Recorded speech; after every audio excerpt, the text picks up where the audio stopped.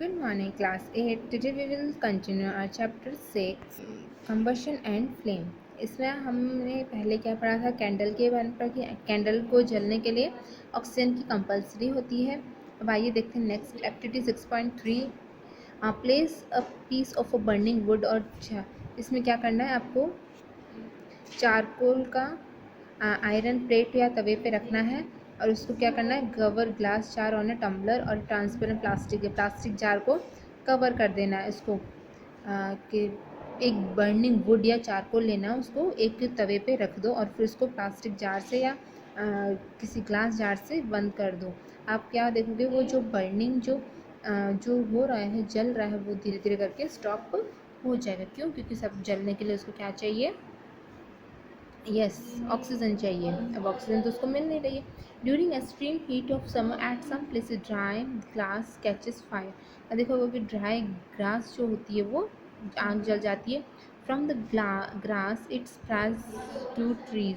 वो ग्रास से क्या होती है, ट्रीज में स्प्रेड होती है और जब जल्दी से ही वो फॉरेस्ट में भी आग लग जाती है. It is very difficult to control such fires. इसलिए ये बहुत ही डिफ़िकल्ट है फायर्स को कंट्रोल करना. You might hear that when the clothes of a person catch fire, the person covered with a blanket to extinguish fire. Can you guess why? आपने देखा होगा कि जो अपन फायर लग जाती है तो जब कपड़े पे फायर लग जाती है तो हम किससे, ब्लैंकेट से यूज़ करते हैं ना. तो ब्लैंकेट क्यों यूज़ करते हैं? Blanket wrapped around a person whose clothes caught fire. जिससे कपड़े फायर पे, मतलब फायर लग गई जिनके कपड़े पे. Recall some your experiences. Does a match stick burn by itself? How does it burn? क्या मैच स्टिक अपने आप जलती है? वो कैसे जलती है बताइए. You must have experience all the burning piece of paper. Does it burn when the burning match stick is brought near it? तो आपने देखो, पीस ऑफ पेपर जो होता है वो कब जलता है, पेपर कब जलता है, जब उसके मैच स्टिक उसके पास में लेके जाते हैं, है ना, टच करते हैं उसको मैच स्टिक से, तभी वो जलता है. Can you burn a piece of wood by bringing a lighted match stick near it?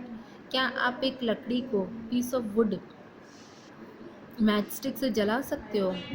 नहीं. अगर वो बिल्कुल पतली हो, जैसे एकदम पत्तू, उसको जला सकते, बाकी मोटी लकड़ी हो तो वो नहीं जला सकते. Why do you have use of paper kerosene to start fire in wood और कोल? अब हमको यूज़ पेपर या केरोसिन ऑयल क्यों यूज़ करना पड़ता है वुड और कोल के लिए? Have you heard of forest fire? क्या आपने फॉरेस्ट फायर के बारे में सुना है? Do these experiences tell you the different substance catch fire at different temperature?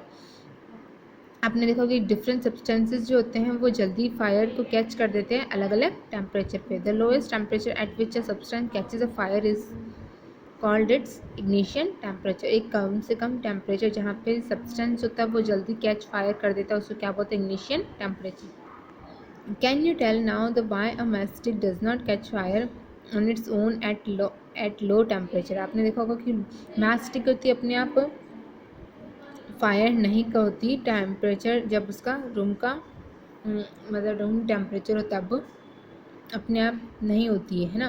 Y does a match stick start burning और rubbing on the slide of a match box? Match box को जब उसको रब करते हैं तब उसको क्यों जलती है वो? The history of match stick is very old.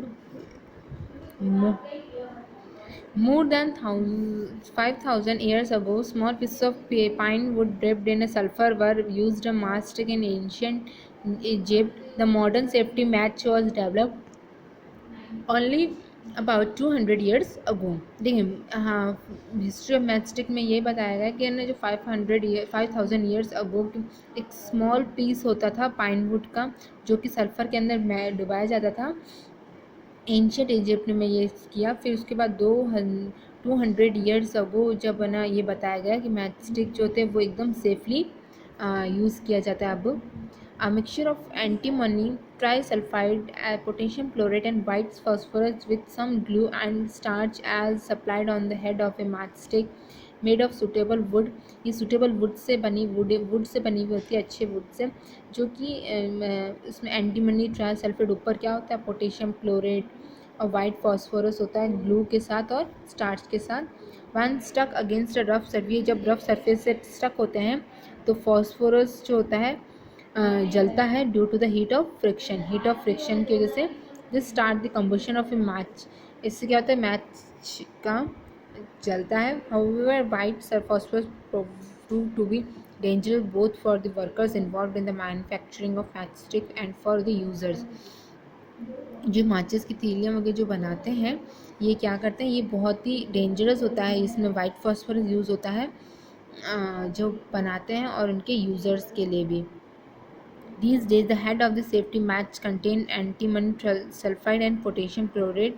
अब यहाँ पे क्या होता है, एंटीमनी ट्राइसल्फाइड और पोटेशियम क्लोरेट डाला जाता है। The rubbing surface has powdered glass and little red phosphorus. उसमें रबिंग सरफेस जहाँ पे अपन माच स्टिक में जो बॉक्स होता है वहाँ पे एक तो पाउडर्ड ग्लास डाला जाता है और लिटिल रेड फॉस्फोरस डाला जाता है जो कि कम डेंजरस होता है। When the match is struck against the rubbing surface, some red phosphorus get converted into white phosphorus।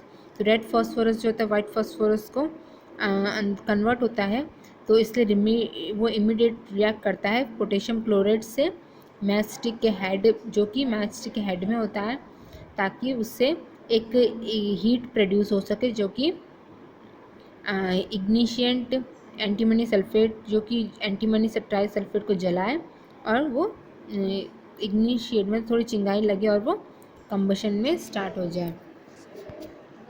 We find that the combustible substance cannot catch fire or burn as long as its temperature is low than its ignition temperature। आपने ये देखा होगा combustible substance जो होते हैं ना वो catch fire नहीं करते या जलते नहीं है जल्दी, जब तक कि अगर उसका टेम्परेचर लो होता है उसके इग्निशन टेम्परेचर से।